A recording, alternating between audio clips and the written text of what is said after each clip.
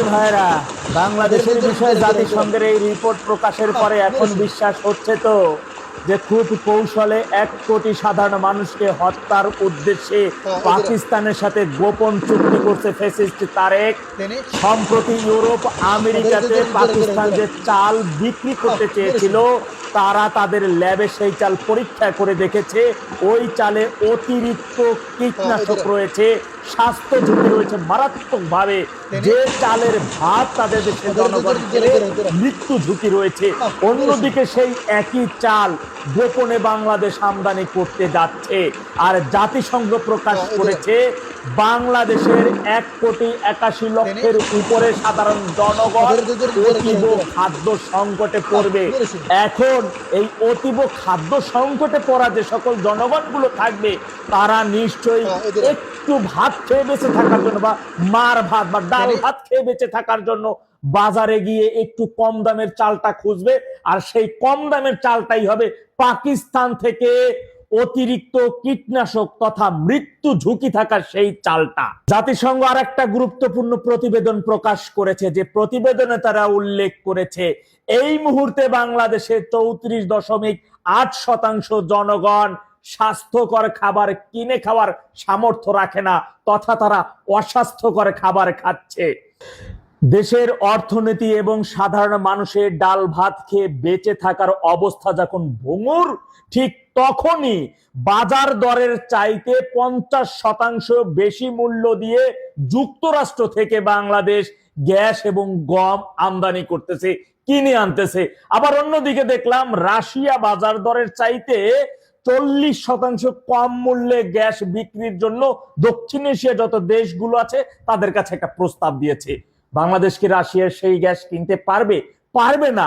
কারণ ওই যে যুক্তরাষ্ট্রের সাথে ডেভিল ইনুসের করে যাওয়া যে গোলামি চুক্তি বা দেশ বিক্রির চুক্তি, সেই চুক্তি অনুসারে যুক্তরাষ্ট্র না চাইলে অন্য কোনো দেশ থেকে বাংলাদেশ একটা টিস্যু ক্যান, একটা কন্ডম পর্যন্ত কিনতে পারবে না। ঠিক এমন সময় দেশের এই ভঙ্গুর অবস্থার বিষয়ে ফ্যাসিস্ট তারেক নজর না দিয়ে তিনি জনসম্মুখে এসে বললেন 2034 সালের মধ্যে বাংলাদেশ হবে ট্রিলিয়ন অর্থনৈতিক সম্পদের দেশ। আচ্ছা, 1 ট্রিলিয়নের জন্য কতটা শূন্য লাগে এই দেখি ফ্যাসিস্ট তারেক ভালো করে জানে। 70% উপরে গাল গল্প আর মিথ্যা বলির মধ্য দিয়ে এই সরকারের টিকে আছে। অন্যদিকে অনাহারে ভুগছে দেশের অসংখ্য সাধারণ জনগণ। মনে রাখবেন, জাতিসংঘ 1,81,00,000 মানুষ অতীব দারিদ্র সীমার অর্থাৎ খাদ্য সংকটের নিচে পড়ে যাবে, এটা তো তারা একটা ফলাও রিপোর্ট করেছে। কিন্তু এই বাস্তবে এর চাইতে আরো বেশি সাধারণ মানুষ অতীব দরিদ্র সীমার নিচে চলে যাবে।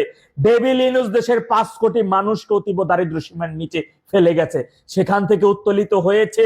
বিএনপি আজকে 6 মাসের মাথায় পড়ে গেল, সরকার প্রায় শেষের দিকে চলে যাচ্ছে।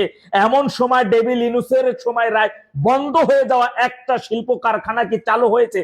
না, বরঞ্চ এই 6 মাসের ব্যবধানে দেশে প্রায় 40টার উপরে নতুন করে শিল্প কারখানা বন্ধ হয়ে গেছে। এই সরকারের আমলে 6 মাসের ব্যবধানে গত প্রায় 1 লক্ষের অধিক সাধারণ শ্রমিক তাদের চাকরি হারিয়েছে, তারা বেকার হয়ে পড়েছে। আর এতে করে দিন দিন যেমন একদিকে বাড়ছে বেকারত্ব, অন্যদিকে বাড়ছে অপরাধের সংখ্যা, অপরাধীদের সংখ্যা। আর কারাগারগুলো ভরতেছে শুধুই আওয়ামী লীগের নেতা কর্মীদের দিয়ে।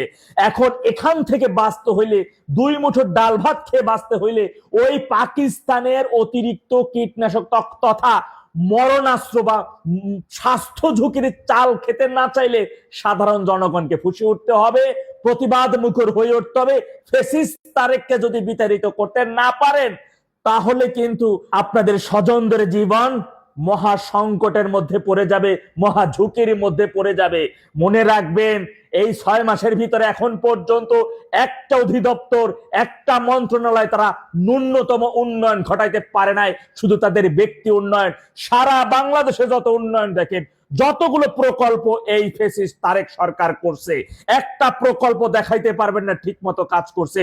13 কোটি টাকার ব্রিজ দেখলাম আজকে, একটা ব্রিজ উদ্বোধন হয়েছে, উদ্বোধনের আগে ব্রিজ ফাটল হয়ে গেছে, ব্রিজ ভেঙে পড়ে যাইতেছে। ব্রিজের মধ্যে রড দেয় না, দেয় সিডা, বাঁশ। একটা রাস্তা, বাংলাদেশের একটা রাস্তা দেখাইতে পারবেন না যে নিয়ম অনুযায়ী একটা রাস্তার মেরামতের কাজ ওরা করছে। একটা খাল বাংলাদেশের মধ্যে কেউ দেখাইতে পারবেন না যে নিয়ম অনুসারে সেই খাল খননের কাজ ওরা করছে।